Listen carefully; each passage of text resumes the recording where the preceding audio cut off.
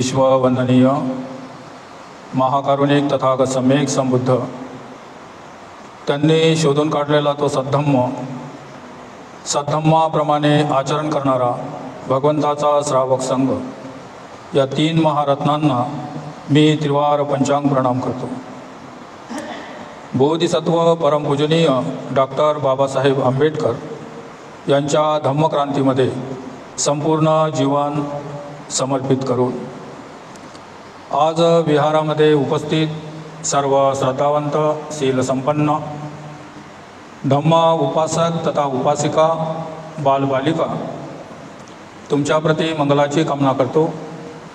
बुद्ध धम्म संघ या 3 रत्नाच्या प्रतापाने तुमच्या संसारातील सर्व आपत्ती विपत्ती दुःख संकट सर्व नष्ट हो, सुख शांती वैभवाची तुम्हा सर्वांना प्राप्ती हो अशी मंगलमय कामना करून आजच्या देशनेला विषयाला सुरुवात करतो।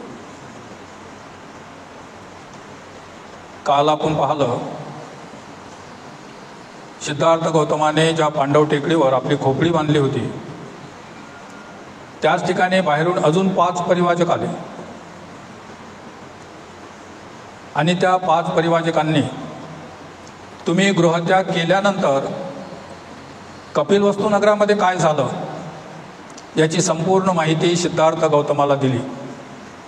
कसे शाक्य लोकांनी स्त्री पुरुषांनी मोर्चे काढले आणि कसं त्या मंडळावर त्यांच्या मंडळावरती मोर्चे काढले आणि त्यामुळे कसा त्या मंडळाच्या शाक्य संघाच्या त्या सभापतीने कशी पुन्हा मीटिंग बोलावली आणि शाक्य आणि कोलियाचं जे युद्ध होतं ते त्यांनी थांबवलं। शाक्य लोकांनी आपले 5 दूताची नेमणूक केली आणि कोलियांनी सुद्धा मग 5 दूताची नेमणूक केली आणि या 10 लोकांचं एक लवाद मंडळ त्या ठिकाणी स्थापन करण्यात आलं जो रोहिणी नदीच्या पाण्यावरून शाक्य आणि कोलियाचा जो नेहमी दरवर्षी वाद होत होता त्या वादाचं निराकरण करण्यासाठी त्या मंडळाची स्थापना झाली आणि तो मंडळ जो न्याय करेल तो दोन्ही लोकांनी शाक्याने आणि कोलियांनी तो मान्य करावा असा ठराव झाला। म्हणजे ज्या युद्धामुळे सिद्धार्थ गौतमाने गृहत्याग केला होता ते युद्ध आता थांबलं। आता युद्धच जर थांबलं तर मग आता तुमचा संन्यास पुढे चालू ठेवायचा का तुम्ही आता आपल्या परिवारामध्ये वापस जाणार आहे अशा प्रकारचा त्या परिवाजकांनी सिद्धार्थाला प्रश्न केले आणि नंतर ते परिवाजक तपश्चर्या करण्यासाठी दुसऱ्या ठिकाणी रानामध्ये निघून गेले। सिद्धार्थ गौतम एकटा राहिल्यानंतर तो मग आपल्या स्थितीचा विचार करत आहे की शाक्य कोलियाच्या युद्धामुळे मी गृहत्याग केला, आता त्या शाक्य कोलियाचं युद्ध जर शांत झालं तर माझ्या समोरील जो प्रश्न होता जी समस्या होती तिचं पूर्ण निराकरण झालं काय, ते नष्ट झालं काय। आणि जेव्हा सिद्धार्थ गौतमाने त्याच्यावर चिंतन केलं मनन केलं तेव्हा त्यांच्या असं लक्षात आलं की ती समस्या अजून मिटली नाही।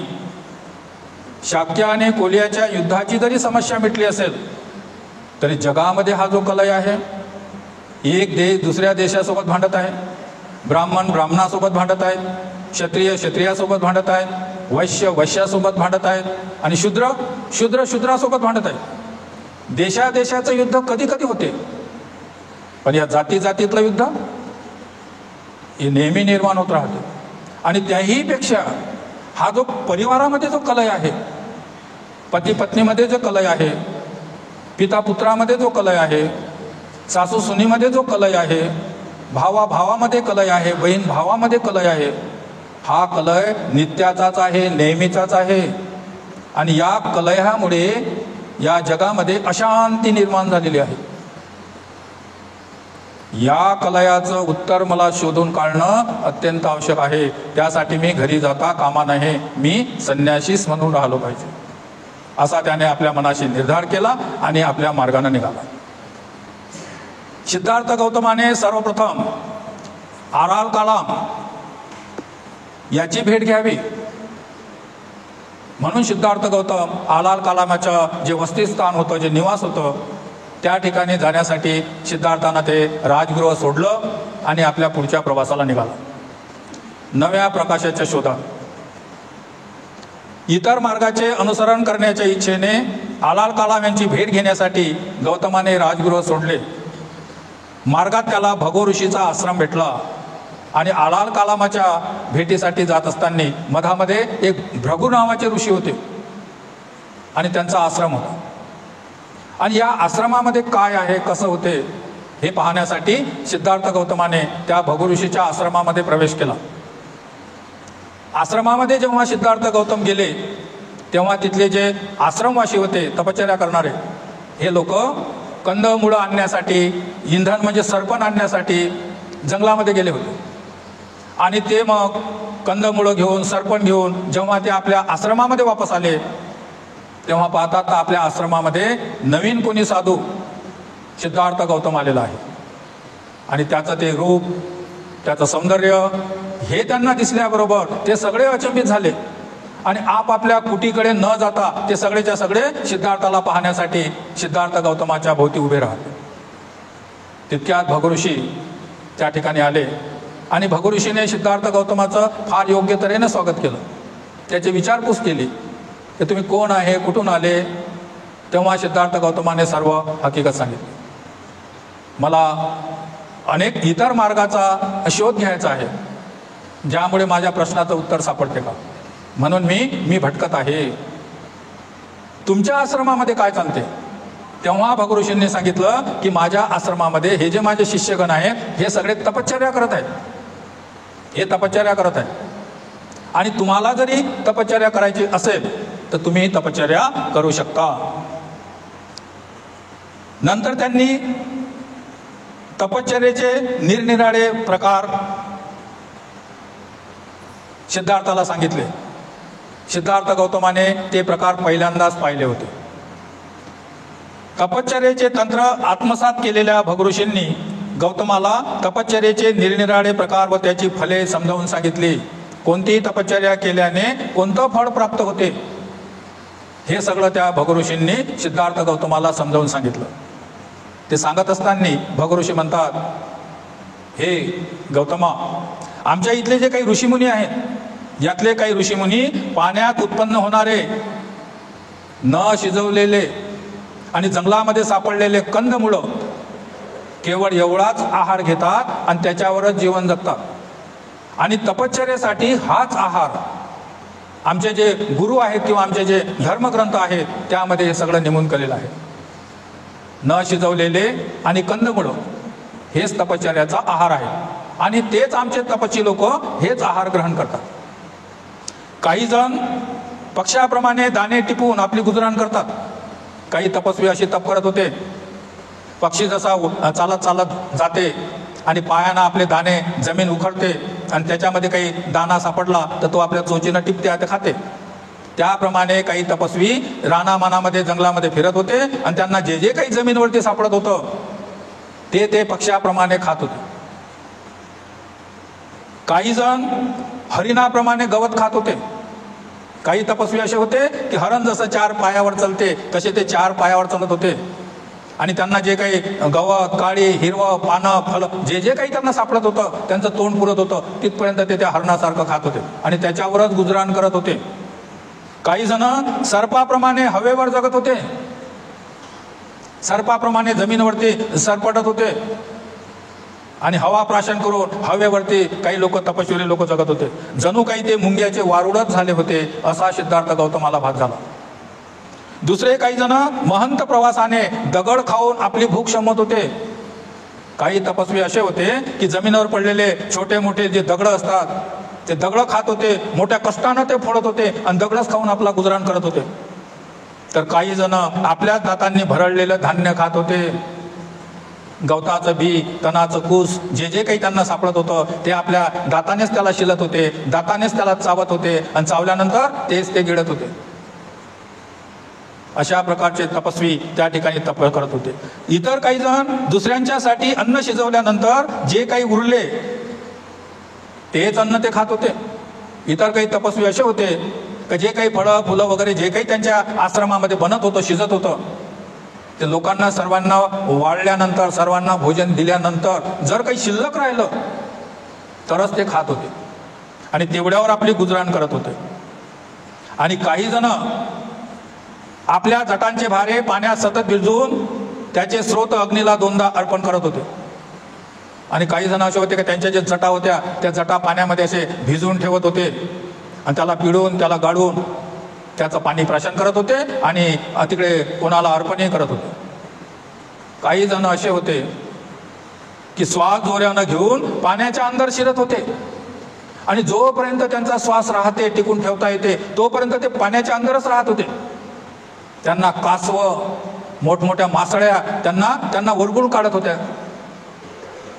अशा प्रकारे ते आश्रम करत होते.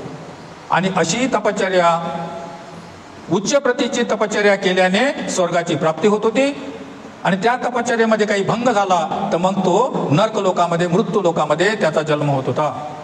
अशा प्रकारे भगु ऋषींनी ते तपश्चर्याचे प्रकार आणि त्याचे फळ हे सिद्धार्थ गौतमाला समजावून सांगितलं. सिद्धार्थ गौतमाने ते पहिल्यांदाच तपश्चर्याचे प्रकार, निरनिराळे प्रकार पाहिले होते. आणि भगु ऋषींनी समजावून सांगितल्यानंतर सिद्धार्थ गौतम त्या भगु ऋषींना म्हणते की महाराज, हे तुमचे जे पद्धत आहे तपश्चर्या करण्याची, मी हे पहिल्यांदाच पाहिली आणि याच्यापासून जे फळ मिळते, कडक तपश्चर्या केली तर स्वर्गाची प्राप्ती आणि कमजोर राहिला तर मृत्यू लोक, ही तपश्चर्याही मला काही समजली नाही. तुम्ही मला समजावून सांगितलं पण हे तपश्चर्या मला काही बराबर समजली नाही. पण तरी सुद्धा तुम्ही आपल्या तपश्चर्येचा वेळ काढून मला तुमच्या मार्गाची, तपश्चर्येची एवढी मोठी जी माहिती दिली त्याबद्दल मी तुमचा आभारी आहे. तुमच्या तपश्चर्येचा वेळ काढून तुम्ही मला ह्या सगळ्या गोष्टी समजावून सांगितल्या त्याबद्दल मी तुमचा आभारी आहे. परंतु माझा जो प्रश्न आहे, मला आलार कालामाकडे जायचं आहे आणि त्यांना ध्यान साधनेच्या 7 रिद्ध्या आलार कालामानं प्राप्त केल्या होत्या, 7 पायऱ्या, त्या जाऊन मला त्या पायऱ्या शिकायच्या आहेत आणि त्याच्यातून माझ्या प्रश्नाचं उत्तर मला काढता येते काय याचा मला प्रयत्न करायचा आहे. म्हणून तुम्ही मला जे समजावून सांगितलं त्याबद्दल मी तुम्हाला धन्यवाद देतो. पण मला आलार कालामाच्या विहारामध्ये, आश्रमामध्ये जायचं असल्यामुळे मी तुम्हाला सोडून जात आहे. मी या ठिकाणी आलो की तुमच्या शिष्यामध्ये किंवा तुमच्यामध्ये माझ्याबद्दल काही दोष घडला, मला या ठिकाणी योग्य वाटलं नाही म्हणून मी इथून जात आहे असं नाही. तर ज्याप्रमाणे मी माझा गृहत्याग केल्यावर जसं मला दुःख झालं होतं, तसं जेव्हा आता मी तुम्हाला सोडून जात आहे तर मला त्याचप्रमाणे दुःख होत आहे. म्हणून मला जे माहीत, कारण माझा जो प्रश्न आहे हा माझा प्रश्न या संसारामध्ये जो कलय आहे याचं निवारण करण्याचा मार्ग मला सापडते का याच्या शोधामध्ये मी आहे. म्हणून महाराज मी जात आहे. अशा प्रकारे सिद्धार्थाने नम्रतेने भगु ऋषीचा त्याला विनंती केली आणि नंतर सिद्धार्थाने भगु ऋषीचा आश्रम सोडला. भगु ऋषीचा आश्रम सोडल्यावर गौतम आलार कालाम मुनीचे वसतिस्थान असते त्या ठिकाणी गेले. आलार कालाम त्यावेळी वैशालीला राहत होते. सिद्धार्थ वैशालीला गेले आणि वैशालीला पोचल्यावर ते आलार कालामाच्या आश्रमामध्ये गेले. आपल्या सिद्धांताचा अभ्यास करण्याची माझी इच्छा आहे. सिद्धार्थ गौतमाने आलार कालामाला विनंती केली, तुमचा जो सिद्धांत आहे त्याचा मला अभ्यास करायचा आहे. यावर आलार कालाम म्हणाले की तुझे स्वागत असो. माझा सिद्धांत असा आहे की तुझ्यासारख्या बुद्धिमान माणसाला थोड्याच काळामध्ये त्याचं आकलन होऊन त्याचं ज्ञान प्राप्त होईल. एवढा माझा अभ्यास साधा आणि सोपा, सरळ आहे. पण जेव्हा नवीन कोणी विद्यार्थी माझ्या आश्रमामध्ये येते तेव्हा मी त्याची काही परीक्षा घेत असतो आणि तो परीक्षेमध्ये खरा उतरला तर मग तेव्हा मी त्याला माझा विद्या शिकवत असतो. पण तुझा आचार, तुझा विचार, तुझा आदर सत्कार हा भाव पाहिल्यानंतर मी तुझी कोणतीच परीक्षा घेणार नाही. तुला जर याचा अभ्यास करायचा असेल तर मी तुला तो शिकवण्याला तयार आहे. म्हणून आपला सिद्धांत काय आहे हे कृपा करून मला सांगा, अशी सिद्धार्थाने त्यांना विनंती केली. आलार कालाम म्हणाले की तुझ्या मनाची थोरवी, तुझ्या स्वभावातील प्रामाणिकपणा आणि तुझा निश्चय याच्यामुळे मी इतका उत्साहित झालो आहे की तुझ्या पात्रतेची कोणतीच कसोटी पाहण्यासाठी तुला तुझी कोणतीच पूर्व परीक्षा घेण्याची आवश्यकता मला वाटत नाही. हे श्रोतश्रेष्ठ ऐक, मी तुला माझे तत्व सांगतो. आणि नंतर त्यांनी गौतमाला शाक्य तत्वज्ञानाचे तत्वे स्पष्ट करून सांगितले. आलाल कलामाचा जो तत्व होतो, वाद होतो, त्याला शाक्य तत्वज्ञान म्हणतात. आणि आपल्या प्रवचनाचा समारोप करताना आलाल कलाम म्हणाले की गौतमा, ही आमच्या तत्वज्ञानातील मूलतत्वे आहेत, हे मी तुला सारांश रूपाने सांगितलेले आहेत. आलाल कलामाने केलेल्या स्पष्ट विवरणामुळे गौतम फार आनंदित झाला. आपल्या प्रश्नाचे उत्तर शोधण्यासाठी गौतम निरनिराळ्या मार्गाची परीक्षा घेत होते. तर या ध्यान मार्गाची माहिती करून घ्यावी असं सिद्धार्थाला वाटलं. म्हणून त्यांनी आलाल कलामाला विनंती केली की गुरुजी, तुमच्याकडे जे शिक्षण आहे किंवा तुमचा जो वाद आहे तो मला शिकवा. त्यावेळेस ध्यान मार्गाचे 3 पंथ होते. ध्यान मार्गाचे 3 पंथ होते. एका पंथाला आनापान नावाची श्वसन नियंत्रण पद्धती होती. आनापान, आता आपल्या इकडे जे सर्व लोक करत आहे, गोयंका गुरुजीचे जे विपश्यना करतात, त्यामध्ये हे पहिलंच कर्मस्थान असते. आनापान सर्वांसाठी सारखं असते, एकच कर्मस्थान ते लोकांना शिकवत असतात, सर्वांसाठी सारखं असते. तसे समाधी मार्गाचे 40 कर्मस्थान आहेत. समाधी मार्गाची किती कर्मस्थान आहेत? 40 कर्मस्थान आहे. आणि ते कोणाला दिल्या जातात? त्याची चर्या पाहून, त्याचा स्वभाव पाहून, त्याची चर्या पाहून, त्याचा स्वभाव पाहून जो शुद्ध आचार्य असते, शुद्ध आचार्य म्हणजे मार्ग फळावर प्राप्त असते, तो आचार्य समोर येणाऱ्या विद्यार्थ्याची काय चर्या आहे, त्याचा काय स्वभाव आहे, हे तो पहिले पाहत असते. आणि ते पाहिल्यानंतर याला कोणतं कर्मस्थान द्यायचं आहे त्यानुसार त्याला कर्मस्थान देत असतात. आणि त्याला त्या विचाराचं कर्मस्थान मिळालं का मग तो ध्यान मार्गामध्ये प्रगती करत असते. सर्वांसाठी आनापान एकच कर्मस्थान योग्य नसते. प्रत्येकाची चर्या असते. 6 प्रकारच्या चर्या आहेत. तशा 63-62 प्रकारच्या चर्या आहेत. त्याचं विभाजन केलं तर 6 प्रकारच्या चर्या होतात. रागचरित, द्वेषचरित, मोहचरित, श्रद्धाचरित, वितर्कचरित आणि बुद्धिचरित. जगामध्ये जेवढेही काही लोक असतील, आपण इथं बसलेले आहोत एवढेच नव्हे, तर जगामध्ये मनुष्य प्राणी त्यांच्या 6 प्रकारच्या चर्या असतात. रागचरित म्हणजे असा एक मनुष्य असते की त्याच्यामध्ये लोभ अत्यंत भारी असते, विकार. एखादा व्यक्ती फार लोभिष्ट असते, चर्या त्याची लोभ असते, त्याला रागचर्या म्हणतात. एखादा व्यक्ती खूप दुष्ट असते, त्याची द्वेषचर्या असते. जराशी कोणाची उन्नती प्रगती तो पाहू शकत नाही. कोणाची जराशी उन्नती प्रगती झाली किंवा कोणाला काही जरासं प्राप्त झालं, याच्या मनामध्ये असं जळफळाट निर्माण होते, आग पेटल्यासारखी. त्याला म्हणतात द्वेषचर्या. आणि तिसरा असते मोहमूर्तेवाला, वाऱ्याचे भारे बांधणारा. मी असं करेन, मी तसं करेन, मला हे करायचं, मला ते करायचं, मला हे प्राप्त करायचं, मला ते प्राप्त करायचं. प्रयत्न काही करत नाही, खाली बसलेला आहे तो. मनामध्ये संकल्प करते, विकल्प करते, संकल्प करते, विकल्प करते. तोच संकल्प करते, तोच विकल्प करते, तोच मोडून टाकते, तोच हो म्हणते. त्याला म्हणतात मोहचर्या. मोहचर्या म्हणजे त्याला मोहचर्याला म्हणतात आपल्या भाषेमध्ये अडाणीपण. त्याला स्वतःची काही बुद्धी नाही, काहीतरी विचार करत राहते आणि तो आपल्याच्यानं वागत असते. कोणाची चर्या अशी असते. कोणाच्या मनामध्ये श्रद्धा असते, कोणाच्या मनामध्ये थोडंसं वाटलं का वितर्क. असं कसं, असं कसं पुनर्जन्म सांगता? पुनर्जन्म बुद्धानं मानला काय? पुनर्जन्म बाबासाहेब मानतात काय? मेल्यावर काय होते हे कोण पाहिलं काय? कुठं आहे स्वर्ग, कुठं आहे नरक? या भूतलावर एवढा मोठा भूगोल आहे, सगळं दिसते, याच्यात कुठं स्वर्ग नाही ना कुठं नरक नाही. असा वितर्क विचार करत राहते. म्हणजे कोणत्याही गोष्टीमध्ये संशय करत राहते, त्याचा शोध घेत नाही, त्याच्यावर चिंतन करत नाही. एखाद मानं कोणाची गोष्ट ऐकल्याबरोबर आपलं उत्तर टाकते, नाही हे खोटं आहे किंवा हो हे बरोबर आहे.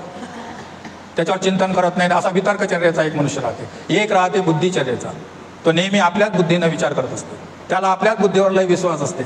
मला जे माहीत आहे ते कोणाला माहीत नाही, मला जे समजते ते इतरांना समजत नाही. तो काय सांगते, मग तो बोलत होता तर मला हो हो असं म्हणावं लागलं, पण त्याला काय समजते, त्याला काय अक्कल आहे? असे 6 प्रकारचे चर्यावाले लोक असतात. आणि कोण्या चर्याच्या लोकाले कोणतं अधिष्ठान दिलं पाहिजे, तेच अधिष्ठान जर त्याला दिलं तर त्याची ती चर्या असते ते धीरे धीरे नष्ट होते. आणि त्याला कोण्या चर्याचा माणूस आहे, कोण काय आहे हे माहीत नाही. फक्त तो आला, त्याला बसवलं आणि एकसारखं सर्वांना जर आनापान जर दिलं तर त्यामुळे जो लोभिष्ट आहे, जो देशी आहे, जो असा आहे, त्याचे विकार निघतच नाही. त्याचे विकार निघत नाही. एखाद्याच्या मनामध्ये अनंत कामवासना भरलेली आहे, पालखाट मानते, डोळे लावते, श्वास पाहायला लागते, त्याच्या चित्तामध्ये कामवासना निर्माण होते. आणि कामवासना निर्माण झाली तर इकडे डोळे लागलेले आहेत, श्वास येणं जाणं पाहत आहे, आणि त्याचं चित्त कामवासनेमध्ये लोटांग घालत आहे, त्याची बागुल करत आहे. ते असं झालं होतं, ते तसं झालं होतं, मी असं केलं होतं, मी घंटो त्याच्यामध्ये बसून राहते, व्यतीत करते. त्याचं इकडे ध्यानच लागत नाही, श्वासावर त्याचं मन टिकतच नाही, कारण त्याच्या मनामध्ये अनंत कामवासना असते. त्याच्यासाठी भगवान त्याला मशानभूमीमध्ये घेऊन जात होते. 3 प्रकारच्या मशानभूमी राहत होत्या त्यावेळेस. आता आपल्या इकडे 2च प्रकारच्या मशानभूमी आहेत. एक तर कोणाला गाडतात किंवा त्याला जाळतात, त्या 2च मशानभूमी आज आहेत. त्या काळामध्ये 3 मशानभूम्या होत्या. ज्यात जो निर्धन आहे तो जमीनचा गड्डा खंदून त्याच्यात तो पुरवूही शकत नाही, म्हणजे जमीनमध्ये दाबूही शकत नाही, किंवा लाकडं आणून हे ते आणून ते त्याला जाळूही शकत नाही. असे काही लोक, निर्धन लोक काय करत होते, त्यांच्यासाठी 3री मशानभूमी राहत होती. त्याला तिथं घेऊन जात होते आणि त्या ठिकाणी त्याला सोडून देत होते आणि सगळे लोक घरी येत होते. मग त्याला त्या जंगलामध्ये असलेले पशु पक्षी, मग कुत्रे आहेत, कोल्हे आहेत, लांडगे आहेत, वाघ आहे, अस्वल आहे, कावळे आहेत, मांजरा आहे, जे काही असते ते त्याला मग वळवळून खात. अशा मशानभूमीमध्ये त्या भिक्षूंना पाठवत होते ज्याच्या अंदर अनंत कामवासना आहे. मग त्याला दाखवत होते, बस भिक्षू पाय, हे पहिल्या दिवसाचं प्रेत पडलेलं आहे, पहिल्या दिवसाचं प्रेत सादर राहते. दुसऱ्या दिवशी त्या प्रेतामध्ये बदल होते. तिसऱ्या दिवशी त्याचे जे 7 अंग आहेत, 7 अंगातून काहीतरी बाहेर निघत असते, पू निघत असते किंवा किडे निघत असतात, पाखरं निघत असतात. 4थ्या दिवशी मग ते हिरवं पडत असते. 5व्या दिवशी मग कुठून गळत असते. 6व्या दिवशी त्याला कोण खाल्लं, कोण अर्ध खाल्लं, अर्ध नाही खाल्लं, कुठं मांस आहे, कुठं हड्डी आहे, तो ध्यान करणारा ते पाहत असते. पहिल्या दिवसाचं, दुसऱ्या दिवसाचं, तिसऱ्या दिवसाचं, आणि ते पाहता त्याच्यात वैराग्य निर्माण होत असते. तर माझंही शरीर असंच होणार आहे मृत्यू पावल्यानंतर. हे जे सुंदर शरीर आहे, जे पाहिल्याबरोबर माझ्या मनामध्ये कामाचा भाव निर्माण होते, विकार निर्माण होतात, वासना निर्माण होते, हे बाहेरूनच सुंदर दिसते. मृत्यू पावल्यानंतर, म्हातारं झाल्यानंतर याची सुंदरता सगळी नष्ट होते. आणि मृत्यू पावल्यानंतर पहा किती दुर्गंधी, किती कसं काय होत राहते. आणि मग काही दिवस राहिल्यानंतर सगळं मांस, रक्त आटून गेल्यानंतर मग हड्ड्याचा सापळा राहते. आणि काही दिवसानं मस्तकाची हड्डी इकडे पडली, हाताची हड्डी इकडे पडली, टोक्याची हड्डी इकडे पडली, पायाची हड्डी इकडे पडली, अमकं तिकडे पडलं, असं सगळं विखुरलेलं असतं. आणि हे पाहिल्यावर त्याच्या मनात वैराग्य येते. हे जे सुंदरता आहे हे केवळ वरतूनच दिसते, अंदर रक्त आणि मांस आहे. हे वरची चांबडी काढून पहा, तेव्हा कळेल किती सुंदरता आहे. किती गाल सुंदर, किती गाल मऊ, किती गाल कोमल. बिलेटचं पत्ता काय, गाळाचा चांबडा काढा, द्या त्याच्या हाती, हे घे मऊ गाल, हातावर घेतल्याबरोबर फेकून दे. कारण हे एका जागी चिपकलं आहे ना, मग हे सुंदर आहे. यातला एक भाग तुम्ही अलग करा, काहीही सुंदर नाही. डोक्याच्या केसावर किती गाणे काढले, किती लोक त्या केसाची स्तुती करत आहे. कुरडे बाल, काले काले घटा, हाता सावन की घटा, सोनेरे रूप है तेरा, तूही एक धनवान, बाकी सब कंगाल. किती असते, किती स्तुती, किती तारीफ. आणि त्याच डोक्याचं एखादं केस स्वयंपाक करता जर त्या भाजीत गेलं तर, आणि त्या मनुष्याच्या ताटात गेलं तर, सासऱ्याच्या ताटात, पतीच्या ताटात, तर तो काय करते, कल्ला करते. हे इकडे तुला अक्कल नाही का, हे केस टाकले भाजीत, खाणं कुरडे. काल तर मोठी तारीफ करत होता, कुरडे बाल मैं क्या करू, खाय, कोण नाही खात. डोक्याने चिपकलं आहे तर ते सुंदर आहे. डोक्यातून बाहेर गेलं घाण आहे. मोती जैसे दात, चमकिले दात, मोती. आणि पडला म्हणजे मोती जैसे दात, ठेव सुटकेसमध्ये. जेवढा बाहेर आहे तेवढाच अंदर आहे. तुम्ही ते दात काढल्यावर पाहिला ना तर तुमचा दात तुम्हालाच नाही पाहता येत. मग एवढी स्तुती चालू आहे, मोती जैसे दात, ते सुटकेसमध्ये ठेवून तुला काही कामाला येते.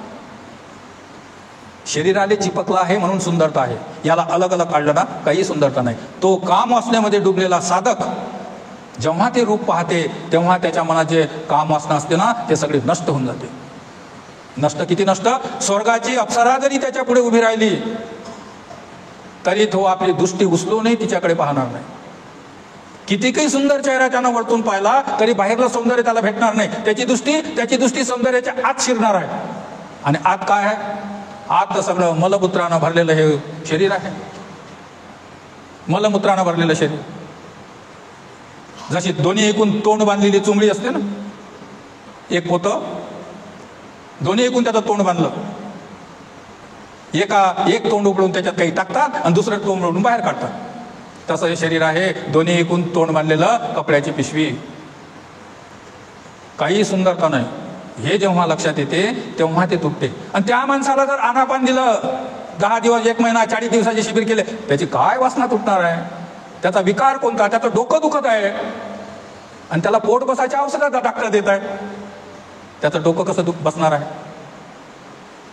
म्हणून 40 प्रकारचे कर्मस्थान आहे आणि त्या 40 प्रकारच्या कर्मस्थानामध्ये आनापान असं एक कर्मस्थान आहे, ते सगळ्यांसाठी सोपं असते, त्याला करता येते. पण ज्याची चर्या पाहावं लागते, तर चर्या कशी ओळखल्या जाईल? असं एकदा भेटल्यानं थोडी ओळखल्या जाते, त्याच्यासोबत त्याला राहावं लागेल. म्हणून जेही भिक्षू बनत होते पहिले भगवंताच्या जवळ ते 3 महिने 6 महिने राहत होते, ज्या आचार्याजवळ राहत होते. आणि मग तो आचार्य चर्या त्याची ओळख होता. कसा कोण कसा चालते, कोणी चालते तर पाय त्याच्या जमिनीवर पडतात, कोणी चालते तर त्याची पोचा आणि टाक बाहेर राहते, मधातला भाग दिसतच नाही, उंटतच नाही. कोणी चालते तर असा जसा चोर जसा चालते, पाय ठेवते उचलते, पाय ठेवते उचलते, इकडे पाहिजे तिकडे पाहिजे. जसा द्वेष बुद्धीचा माणूस असते तो पाय ठेवते तर असा पाय माती उखरल्यासारखा उचलते ठेवते. चालण्याची एक चर्या आहे. झोपाचे प्रकार आहेत. कोणी चित झोपते, कोणी पट झोपते, कोणी उजव्या कुडीवर झोपते, कोणी डाव्या कुडीवर झोपते. ही चर्या आहे. कोणाला गोड आवडते, कोणाला तिखट आवडते, कोणाला रश्यबाज आवडते, कोणाला सुख आवडते, कोणाला रश्यात आवडते, कोणाला असं लावून खाणं आवडते, कोणाला काला मोडून खाणं आवडते. हे चर्या आहे. कोणी खाते तर बाजूच्याला माहीत होत नाही, चुपचाप जशी मांजर जेवते त्याप्रमाणे काही लोक जेवतात. काही लोक जेवतात तर तोंडाचा आवाज पटपट आवाज करत राहतात, चटाल खात राहतात, सगळ्या घरात ऐकवलं जाते कोणतरी खाऊन राहिलं. काही लोक जेवतात तर तोंडात बोटही जाऊ देत नाही, त्याचं जेवायच्या वेळेस बोटं भरत नाही. काही लोक पुरा हातच तोंडात घालतात, अजून ते बोटही सुकत राहतात. ही चर्या आहे. तो कसा खात आहे, कसा पित आहे, कसा बसत आहे, कसा उठत आहे, कसा चालत आहे. आपल्या सहवासामध्ये तो व्यक्ती राहील, आपल्यासोबत तो भोजन करील, आपल्या बाजूला तो झोपील, आपल्या बाजूला तो वापर करील, तेव्हा त्या आचार्याच्या लक्षात येते की याची चर्या कोणती आहे. हा लोभिष्ट आहे का, द्वेषी आहे का, मोह आहे का, श्रद्धा आहे का. ह्या मग त्याप्रमाणे त्याला अधिष्ठान देतात आणि मग तो आपली तयारी करते, तो मग छलांग करते. त्यासाठी दक्ष आचार्य पाहिजे. आणि दक्ष आचार्य कोणाला म्हणतात? ज्यानं मार्गफल प्राप्त केलं. जो अहर्त पुरुष आहे तो जाणू शकते तुमची चर्या. तुम्हाला पाहिल्याबरोबर तो जाणू शकते. साधारण मनुष्य जाणू नाही शकत. मग साधारण मनुष्य जाणू नाही शकत तर जाणण्यासाठी तो विचारत असते, तुझं कसं आहे, तुझा स्वभाव कसा आहे, ते मागं काय झालं, असं काय झालं. मग त्याच्या बोलण्यावरून त्याच्या चालण्यावर असा तो ओळखत असते. पण त्याहीसाठी शुद्ध आचार्य पाहिजे, त्यावेळेस ते चढत असते. हे तुमच्या लक्षात येण्यासाठी ह्या गोष्टी मी तुम्हाला सांगत आहे. हे सिद्धार्थ गौतम जेव्हा आलार कालामाकडे पोहोचले तेव्हा अशीच ज्ञानविद्येची समाधी मार्गाचे 3 प्रकार होते. एक पहिला प्रकार होता, त्याला म्हणत आनापान. श्वास येत आहे, श्वास जात आहे आणि मनाने त्याकडे लक्ष देतं. कुठं? नासिकेच्या खाली वरच्या होटाच्या वर हा जो त्रिकोणी भाग आहे, मिशाईचा भाग आहे, या ठिकाणी श्वास घेता वेळेस आणि श्वास सोडता वेळेस, श्वास जेव्हा नाकपुडीतून बाहेर पडते, जेव्हा बाहेरून श्वास आत जाते, तो या ठिकाणी कुठेतरी तो स्पर्श करते.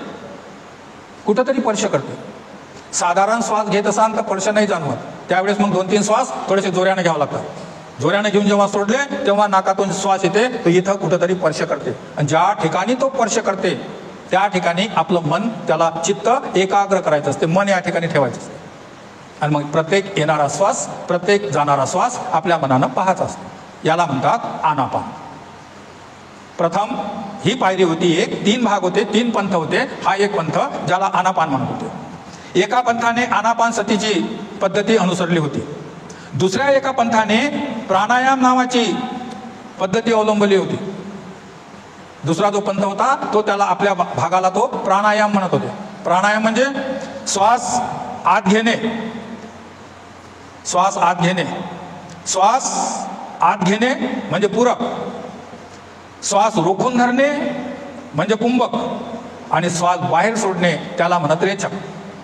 म्हणजे श्वास आत घ्यायचा, जेवढा रोखता येते तेवढा रोखायचा आणि नंतर त्याला सोडायचा आणि त्याच्यावर ध्यान करायचं. अशी एक जी दुसरी पद्धती होती त्याला म्हणतात प्राणायाम. आलाल कलाम ध्यान मार्गावरील प्रभुत्वाबद्दल प्रसिद्ध होते. त्या सगळ्या परिसरामध्ये आलाल कलामाची फार मोठी महत्व होती, कारण त्याला 7 रिद्ध्या, त्याला म्हणतात 7 पायऱ्या, म्हणजे आपल्या भाषेमध्ये त्याला 7 ध्यान प्राप्त होते. 7 ध्यानापर्यंत तो पोचला होता. त्याची सगळी कीर्ती पसरली होती. म्हणून तो आलाल कलामाशी त्याविषयी ते शिकण्याचं त्याने कबूल केलं. आणि मग तो आलाल कलाम त्याची जी विद्या होती तो गौतमाला शिकवत होता. त्या तंत्रावर पूर्ण प्रभुत्व मिळवल्यानंतर, आलाल कलामापाची सगळी विद्या शिकल्यानंतर गौतमाने आलाल कलामाला प्रश्न केला की गुरुजी, अजून काही तुमच्याकडे मला शिकवण्यासारखं आहे काय? तेव्हा आलाल कलाम म्हणाला की नाही मित्रा, माझ्याकडे जे जे शिकवायचं होतं ते मी तुला सगळं शिकवलं. आता मला जेवढं माहीत आहे आता तेवढं तुलाही माहीत झालं. याच्यापेक्षा दुसरं माझ्याजवळ काही नाही.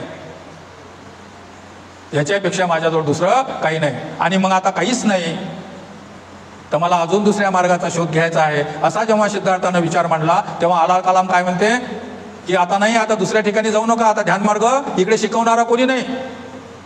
आता मी जेवढं जाणतो तेवढंच तुम्ही जाणता.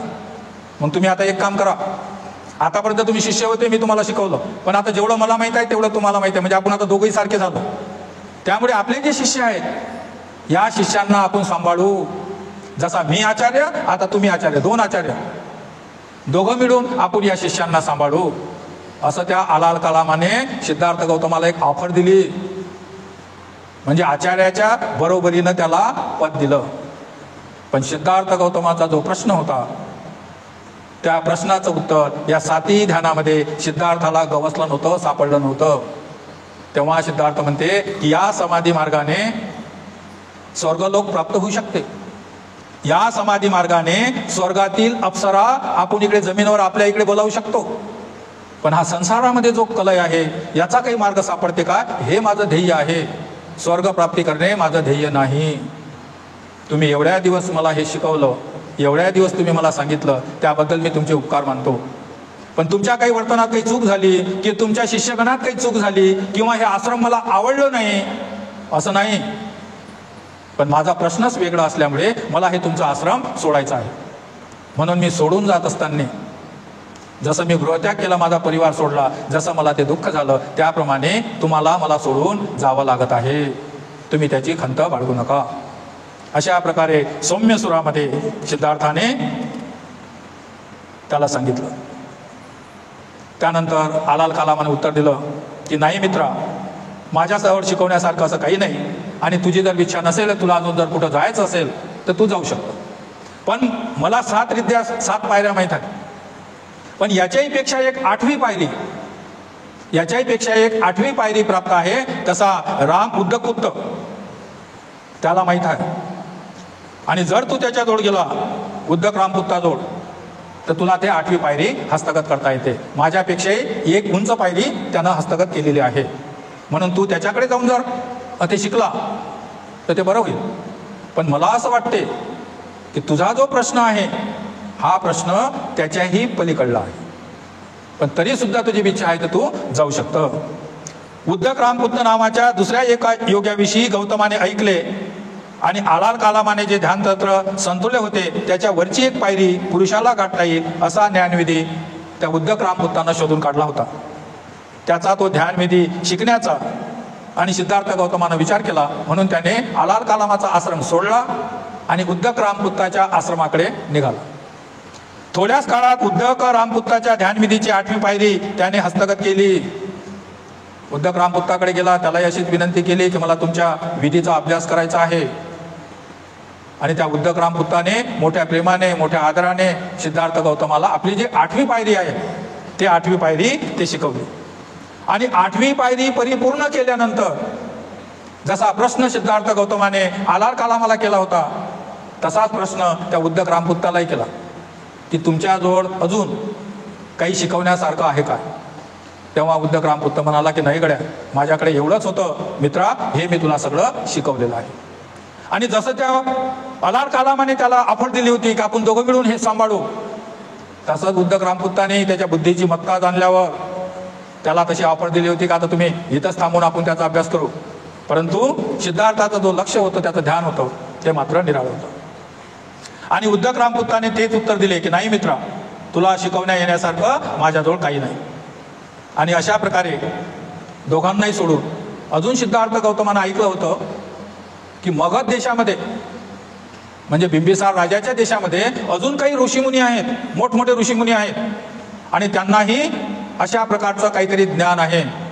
आपण त्यांच्याही जोडलं काहीतरी शिकलं पाहिजे आणि आपल्या प्रश्नाचं उत्तर मिळवण्यासाठी ते ज्ञान आपल्या काही उपयोगी पडते काय, असा सिद्धार्थानं विचार केला. आणि उद्दक रामपुत्ताला सोडून तो मगध देशाला गेला. आणि त्याला असं आढळून आलं की त्यांची ध्यान मार्गाची जी प्रक्रिया होती ती जरी श्वासोश्वास थांबवून चित्ताची एकाग्रता करण्याची होती, पण ती पद्धत श्वासोश्वास करण्याची नव्हती, ती पद्धती चित्ताची एकाग्रता साधण्याची होती. आणि गौतम ती प्रक्रिया शिकला. ती प्रक्रिया मात्र थोडी वेगळी होती.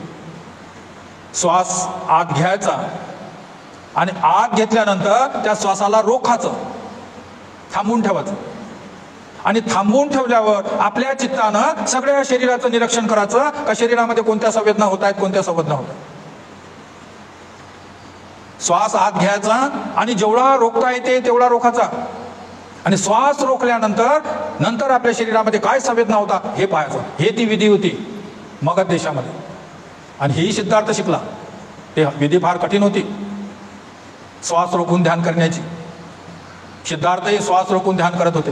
जेव्हा सिद्धार्थ श्वास आत घेत होते आणि श्वासाला रोखत होते तेव्हा त्यांच्या शरीरामध्ये जसे करंट लागल्यासारखे सगळे तरंग त्यांच्या शरीरामध्ये उमटत होते. कानातून श्वास बाहेर येऊ नये म्हणून ते कानामध्ये काही टाकत होते, आणि नाकातूनही श्वास बाहेर निघू नये म्हणून टाकत होते. आणि जबरदस्तीनं जेवढा रोखता येते तेवढं ते रोखत होते. आणि श्वास रोखल्यामुळे त्यांच्या डोक्यामध्ये असे काही तरंग निर्माण होत होते जसे कोणी सुईच्या टोकानं त्या डोक्याला टोचत आहेत. तुम्ही 1 मिनिट श्वास आत घेऊन त्याला रोखा आणि कुठूनच श्वास बाहेर निघू देऊ नका.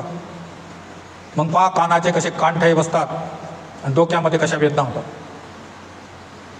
ती कठीण विधी होती, तरी सुद्धा सिद्धार्थ गौतमाने ते हस्तगत केली. म्हणजे ध्यान, साख्य तत्वज्ञान आणि ध्यान मार्गाच्या त्या 3 विधी आणि हे मगध देशातील विधी, ह्या सगळ्या विधीचा सिद्धार्थ गौतमाने अभ्यास केला. गौतम ती प्रक्रिया शिकला. श्वासोश्वास बिंबवून चित्ताची एकाग्रता करण्याचा जेव्हा त्याने प्रयत्न केला तेव्हा त्याला टोचणारे तीव्र आवाज आपल्या कानातून बाहेर पडत आहेत. जणू काही तीक्ष्ण टोकाच्या सुईने आपले डोके टोचले जात आहेत असे त्याला आढळून आलं. आणि ती दुःखदायक प्रक्रिया होती, तरी पण ती आत्मसात करण्यात गौतमा यशस्वी झाला. अशा प्रकारे सिद्धार्थ गौतमाने या ध्यान मार्गाची, समाधी मार्गाचं शिक्षण त्याचं परिपूर्ण झालं. सिद्धार्थ गौतम शाक्य तत्वज्ञान, समाधी मार्ग याची कसोटी घेतली होती. आलाल कालामधून, उद्दक रामपुत्ताजवळून, मगध देशावरून.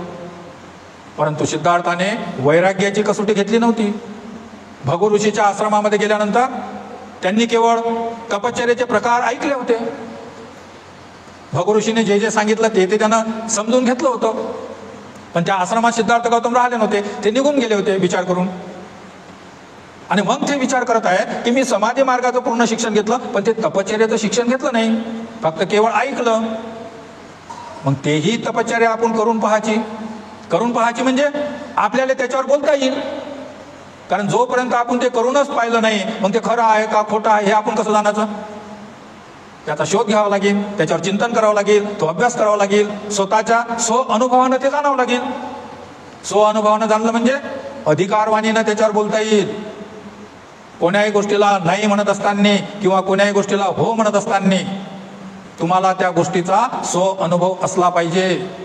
केवळ बुद्धीला पटत नाही म्हणून तो जर नाही म्हणत असेल तर मग तो मुजऱ्या करत आहे, किंवा केवळ बुद्धीला पटते म्हणून तो स्वीकार करत आहे तर तो अज्ञानाकडे, अंधश्रद्धेकडे जात आहे.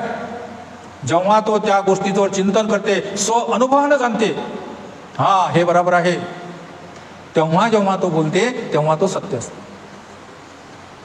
म्हणून सिद्धार्थानं विचार केला का आपण भगू ऋषीचा आश्रम पाहिला पण तपश्चर्या केली नव्हती, म्हणून आपण स्वतः तपश्चर्या करण्याचा प्रयत्न करू म्हणजे आपल्याला अनुभवानं बोलता येईल. म्हणून सिद्धार्थाने वैराग्याची कसोटी करण्याचा सिद्धार्थ गौतमाने प्रयत्न केला. आणि मग ते तिथून मगध देश सोडून वैराग्याची कसोटी लावण्यासाठी सिद्धार्थ कसे गयेला गेले, त्यांनी कोणतं ठिकाण निवडलं आणि त्या ठिकाणी त्यांनी कशा कशा पद्धतीनं तपश्चर्या केल्या, याचा जो विषय आहे हा विषय वैराग्याची कसोटी, तर ते आपण उद्या पाहणार आहोत. आजचं पठण आपलं इथंच थांबू.